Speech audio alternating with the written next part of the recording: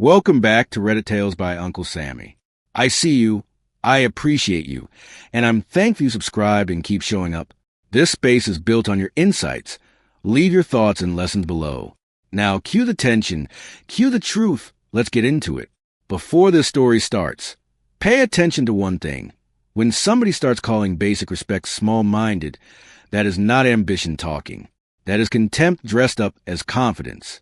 In this story, the warning sign was not the online man. It was the way she mocked a marriage before she ever walked out the door. If somebody treats your boundaries like a joke, believe that part early. My name is Darius Bell, and the day my wife packed 2 matching ivory suitcases to go meet the man she called the answer to her prayers, I was standing in our kitchen scraping burnt cheese off a cast-iron skillet with a side of a wooden spoon. It was late October in Detroit, the kind of cold that sneaks in before winter has officially earned the right to be rude. The radiator in our duplex clicked and hissed like it had opinions. I smelled tomato sauce, detergent, and her perfume all at once, and none of it felt like home anymore. It felt like a stage somebody else had dressed for a final scene. I did not storm into the bedroom. That is the part people always get wrong when they imagine moments like this. They think betrayal announces itself with shouting, broken dishes, wild accusations. Mine arrived with wheels on hardwood. I heard the suitcases first, that soft, rolling drag from under the bed, then the zipper, then the deliberate quiet of someone doing something awful while pretending it is perfectly reasonable. When I stepped into the doorway, Leona was folding a cream sweater with the same care she used when she packed for church conferences and girls' weekends. Her passport sat on the dresser, beside a bottle of leave-in conditioner and a charging cable. If you already see where this is going, pause for 1 second and tell me in the comments, would you have stayed calm, or would you have walked out right there? And if stories like this pull you in from the first scene, make sure to like, share, and subscribe, because this one only gets messier from here. Where are you going? I asked, though I already knew enough to hate the answer. She did not even look embarrassed. That is what lodged in me first. Not rage, not heartbreak, disbelief at how relaxed she looked. She smoothed the sweater laid in the suitcase and said, "To meet someone who actually sees me." She said it like a line she had practiced. Leona had always loved saying things that sounded polished on the first try, like her life was a panel discussion, and the rest of us were there to admire the phrasing. I stood there with sauce on my knuckles and realized my marriage had become one of her performances. "You're married," I said. I wish I could tell you I had something sharper, something unforgettable, but betrayal has a way of stripping a man back to the bones of language. She finally looked up then and gave me a little laugh. Not loud, not dramatic, just a dismissive sound. "Please do not do that, Darius." "Do what? Name reality?" She zipped one suitcase halfway and sat on the edge of the bed. "I am not asking permission. I am telling you what is happening." Then she said the sentence that later replayed in my mind more than any other. "You either deal with it like an adult or make this uglier than it has to be." That should have been the moment I yelled. Instead, I leaned against the doorframe and watched my wife explain the destruction of our marriage in the tone she used with customer service reps and junior staff. She worked in brand partnerships for a luxury skincare company downtown, and somewhere along the way her whole personality had become polished edges and carefully rationed warmth. Leona believed tone was power. If she stayed calm, she thought she controlled the truth. "Who is he?" I asked. She smiled like I was finally catching up. "Someone with vision." Then, after a beat, someone I should have met years ago. His name, according to her, was Malcolm Reed, 42, venture capitalist, based in Seattle, owned property in Bellevue, and a lake house somewhere outside Tacoma. He collected art, read biographies, understood high-capacity people, and had been telling her for weeks that she was wasting herself in a marriage built on comfort instead of possibility. That last phrase was his, but it fit too neatly into her mouth to sound borrowed.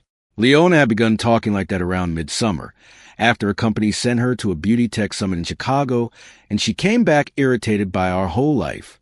Our porch, our block, our routines. Even my laugh got on her nerves. We had been married 7 years, together for 10, no children. One old Labrador named Bishop, who slept so hard He snored with his lips fluttering. I was 39 and managed logistics for a regional food distributor out near Hamtramck. My days started before sunrise, usually with black coffee in a chip mug from my mother's church fundraiser, and 10 minutes on the porch before the neighborhood woke up. I liked the order. I liked repetition. I liked knowing where the money went and whether the heat would come on. Leona used to say those were the things she loved about me. Later, she started calling them limitations. Looking back, the unraveling did not begin with Malcolm. It began with small corrections. The way she started wincing when I said good enough. The way she began describing our house as temporary, even though we had renewed the lease twice and painted the guest room together. The way she rolled her eyes when I stopped at Lou's Coney on Livernois after work and brought home chili fries and lemon cake, because it had been a long Tuesday. She used to kiss me for that. By September, she acted like my thoughtfulness was provincial. She never said provincial, but she said small, so often the meaning got there on its own. One Sunday after service, we were standing outside New Hope Baptist while the deacons argued over whether the youth choir needed new microphones, and Leona was half listening, half scrolling. Pastor Emery's wife was selling slices of sweet potato pie from the fellowship hall, and somebody's little boy kept running past in a suit too big for him. It should have felt ordinary. It should have felt ours. Instead, Leona sighed and said, "I cannot keep doing the same circles with the same people forever." I asked what that meant. She tucked her phone into her purse and said, "It means some of us want more than surviving politely." I let that slide, and that was my first decision that could have gone differently. I could have pressed her right there beside the church steps, made her explain exactly who some of us meant and why she suddenly talked like our life was a burden she had nobly carried. But I chose peace because public humiliation has a long tail in black families, and I did not want our private crack becoming fellowship hall gossip before I even understood its shape. So I drove us home under a sky the color of old aluminum, told myself she was restless, and mistook patience for wisdom. The first time I saw Malcolm's name was by accident. Leona had left her laptop open on the dining table while she showered, and I was looking for a utility bill in the browser tabs because the gas company site had changed its password rules again. A message notification popped up in the corner. "You deserve a life that reflects your real value." That was the line. I remember it exactly because it sounded less like flirting and more like recruitment. I should have closed the screen immediately. Maybe. Instead, I stared long enough to see the sender name, Malcolm R., and under it, a heart reaction from my wife. When she came out with her hair wrapped in a gray towel, I asked her who Malcolm was. She did not gasp or flinch. She looked mildly annoyed, as if I had interrupted something more important than honesty. "A friend," she said first. Then, because she knew that would not hold, "someone I met through a leadership forum." Leadership forum. Another polished phrase. I asked why a friend was sending her messages about her real value at 11:30 at night. She crossed her arms and said, "Because he listens without trying to manage me." That was the first time the room felt split in two, her side and mine. We argued for an hour, but it was not the kind of argument where truths come out clean. It was loops and evasions. She said I was spying. I said her secrecy made spying unnecessary. She said emotional connection was not the same as cheating. I said married people do not audition replacements online and call it self-discovery. At one point, Bishop wandered into the kitchen, looked from one of us to the other, and backed out again like he had learned enough about human foolishness. Finally, Leona said, "You keep acting like marriage means I stop evolving." I said, "Marriage means you do not test drive intimacy elsewhere."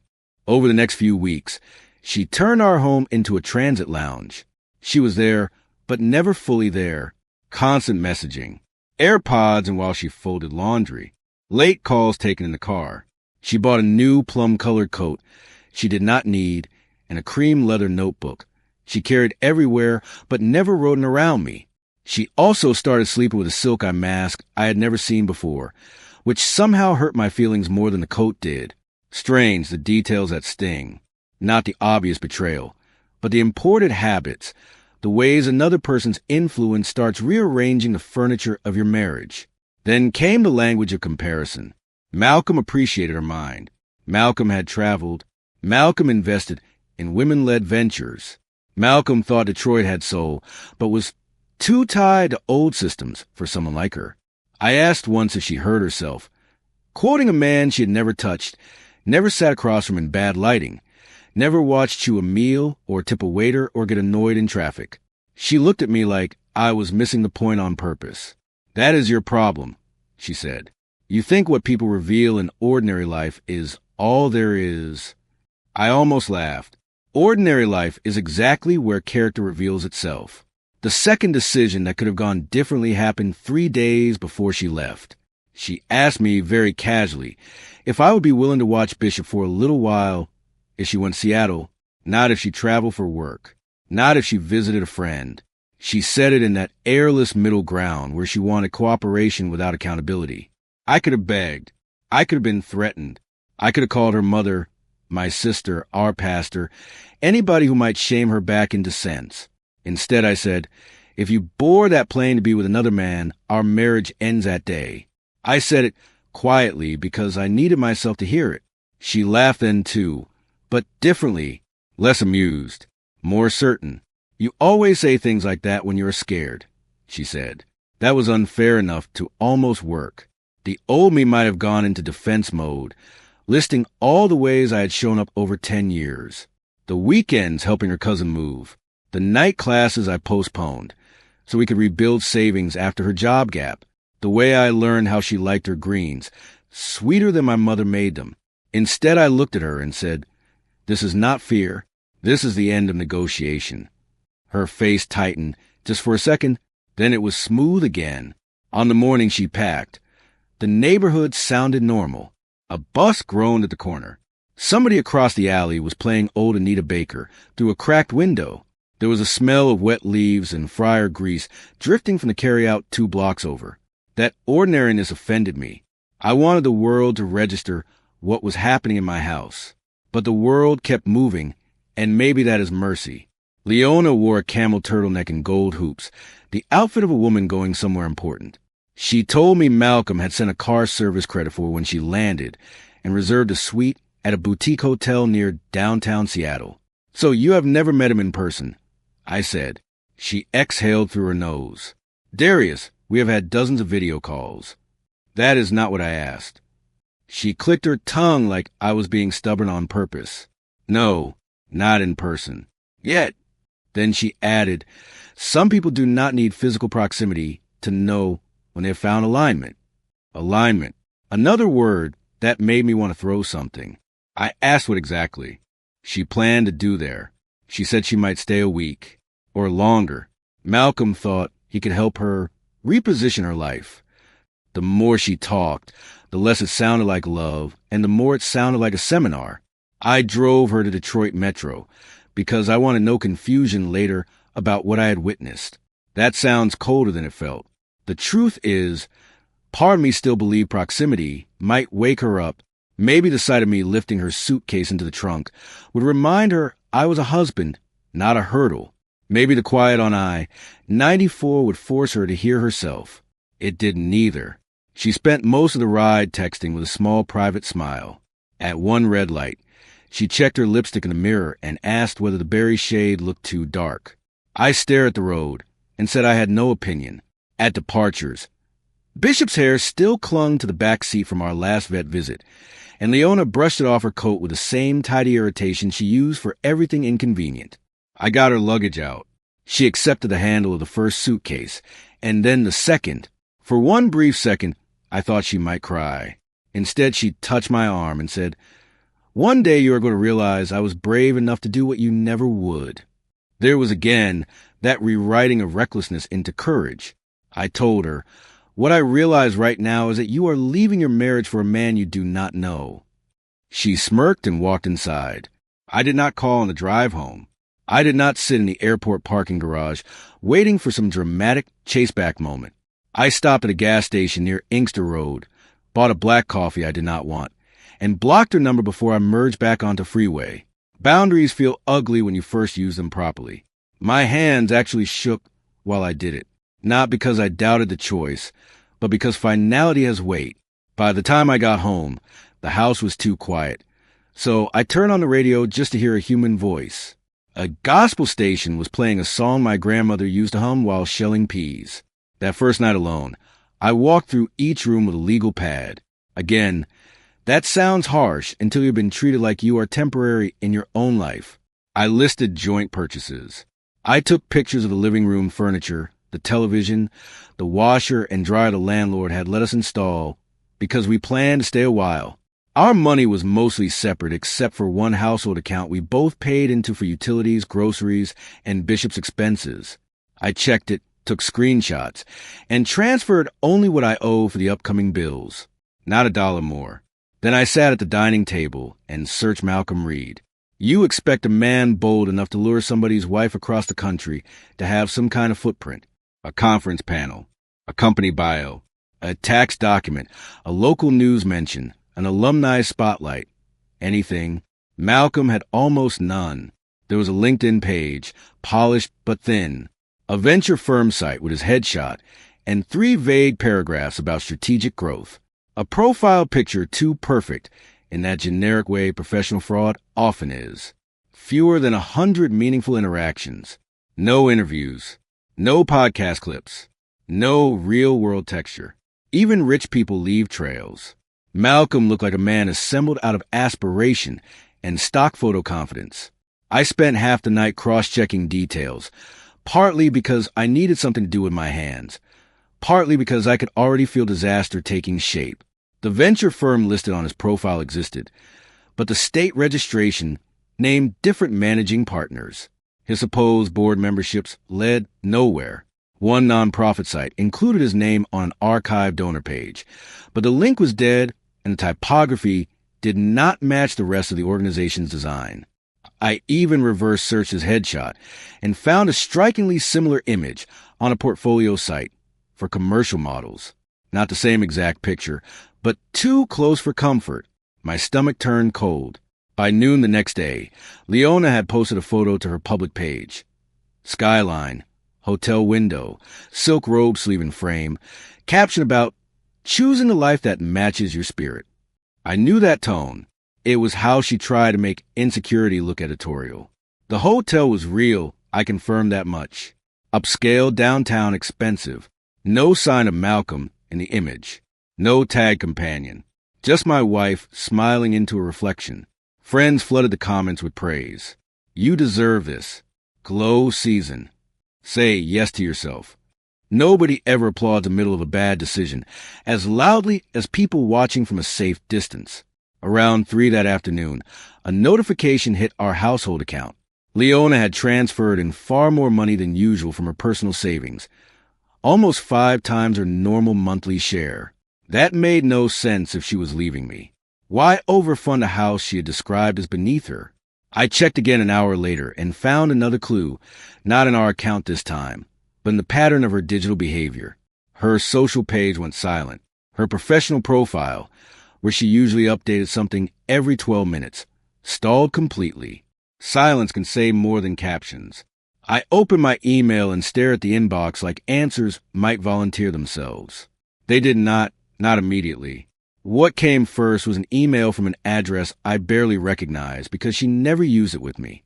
Subject line: can you please call me? One sentence in the body: your number is not going through. I did not reply right away.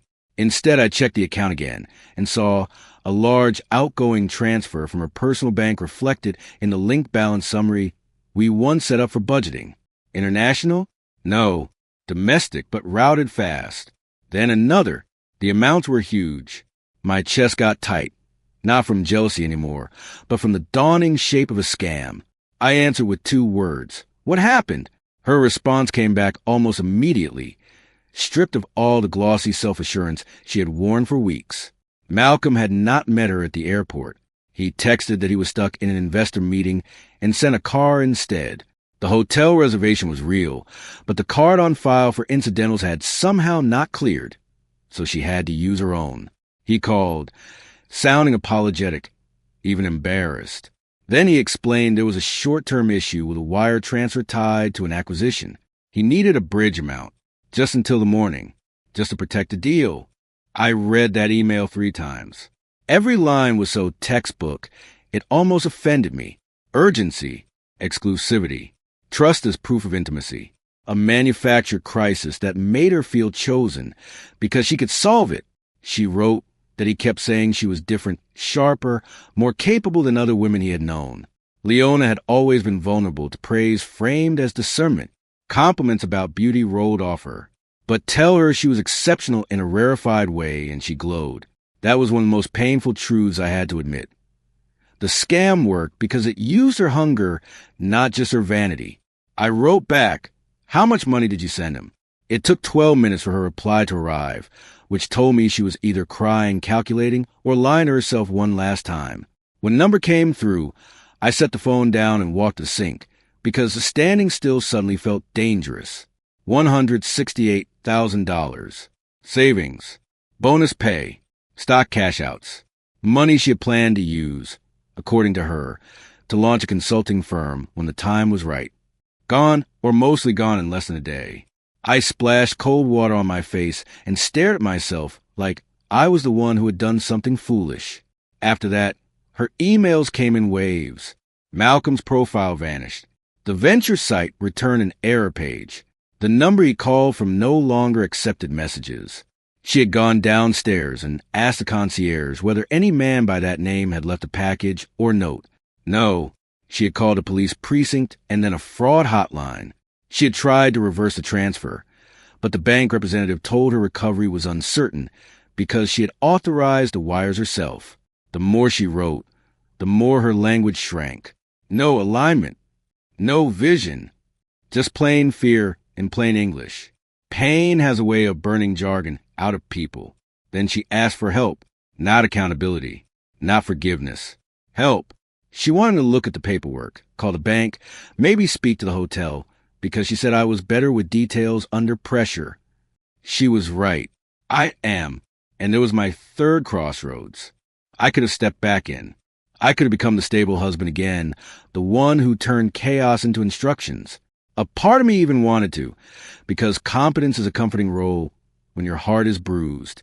But I knew if I rescued her from the consequences, she would learn the wrong lesson about what my love was for. So I wrote one final response. I hope you get home safely. Our marriage is still over. That was it. No insult. No lecture. No theatrical cruelty. I blocked that email account after sending it, then forwarded the whole chain to a folder I named Legal. I barely slept that night, not because I regretted anything, but because grief and anger do not keep separate schedules. I lay there listening to Bishop scratch in his dream beside the bed and kept remembering the little laugh she gave me in the doorway, like my pain had been a childish inconvenience. Some sound do not leave easily. The next morning I called a divorce attorney whose office sat above a bakery near Easter Market. I had passed the building 100 times and never noticed the brass plaque until I needed it. Mrs. Tinsley, the attorney, spoke in a voice so calm it made room for my own. I explained everything without decoration. The wife left to pursue another relationship. Independent funds dissipated afterward. Shared account minimally entangled. She asked precise questions and never once sounded scandalized, which weirdly helped. Shame feeds on spectacle. Procedure starves it. By the end of the call, I had a checklist, a filing timeline, and confirmation that boundaries look a lot cleaner when documented early. Leona came home 4 days later, on a wet Thursday night. Rain had turned the streetlights outside into smeared gold.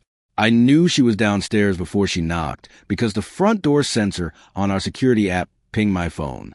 I opened the door and almost did not recognize her posture. Not her face, not exactly. Her face was still Leona's, beautiful and composed by habit, but her shoulders had lost their arrangement.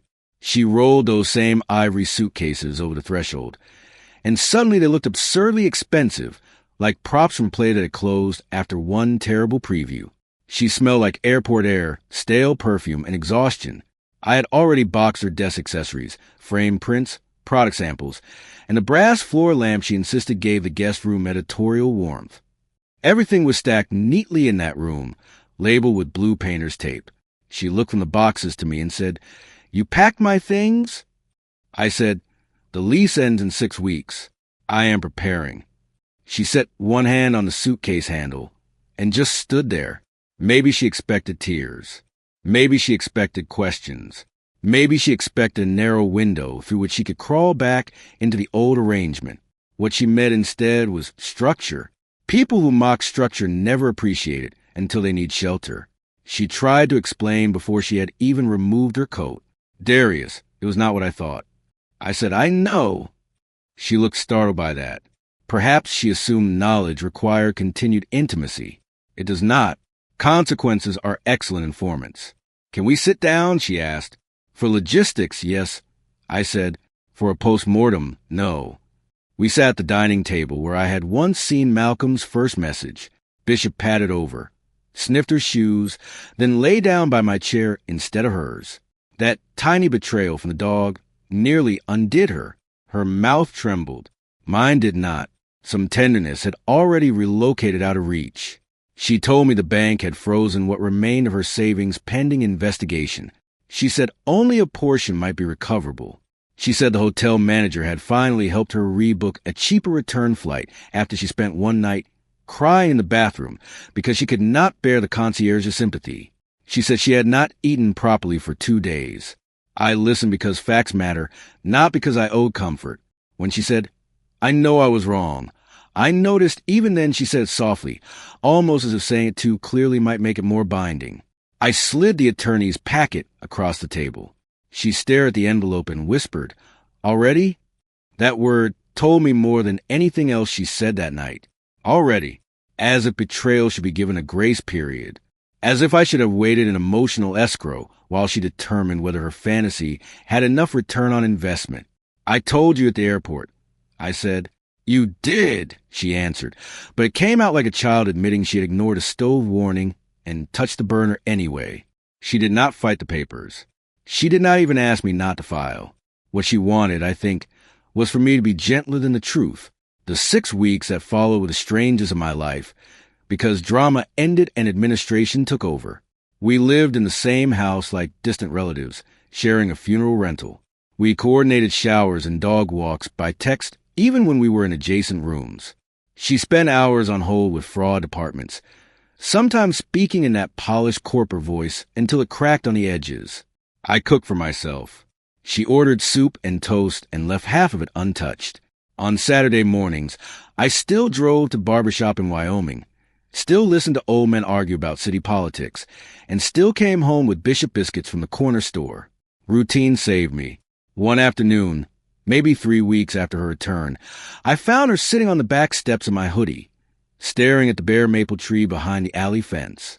She looked smaller than I had ever seen her. Not humbled exactly.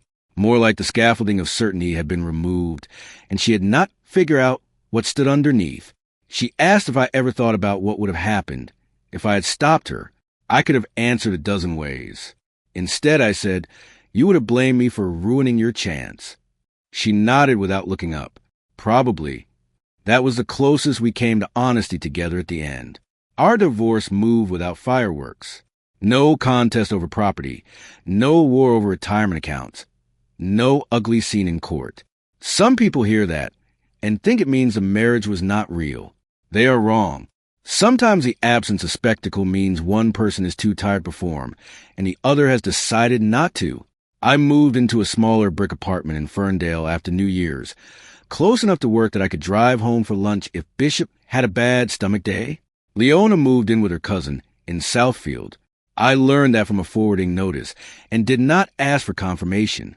Months later, a mutual friend from church told me Leona had recovered only a fraction of the money. The rest had bounced through shell accounts and vanished into the practical invisibility that modern scams rely on. I was not happy to hear it. That surprises people when I say it aloud. They expect revenge to feel satisfying once it lands. But by then, the emotional truth had already settled. Malcolm being fake did not make my marriage real again. The fraud did not create contempt. It merely exposed how willing Leona was to insult what was solid in pursuit of what was flattering. Those are two different losses. I still think about that afternoon sometimes. The ivory suitcases, the little laugh, the way she said deal with it, as if commitment were a mood and not a vow. And I think about what I actually did with that challenge. I did not chase. I did not bargain. I did not turn myself into a rescue boat for someone who had set fire to the dock on her way out. I dealt with it by believing what I saw the first time. That was a lesson. Not that strangers online lie. They do. But the deeper danger is loving someone who starts treating your steadiness like a flaw. What stayed with me in this story was not the scam itself. It was a pattern around it. The church parking lot contempt, the airport smirk, the already when the divorce papers hit the table. People usually tell you they are leaving long before they physically go. Pay attention when respect starts shrinking. Boundaries are not revenge. Sometimes they're the only honest thing left once somebody decides your loyalty is something they can circle back to later. She laughed when he warned her, chased a fantasy, and still thought she could come home to stability when it all fell apart. If this story had you hooked, drop your biggest takeaway in the comments. And do not forget to like, share, and subscribe for more original relationship drama stories where every choice comes with a price. The end.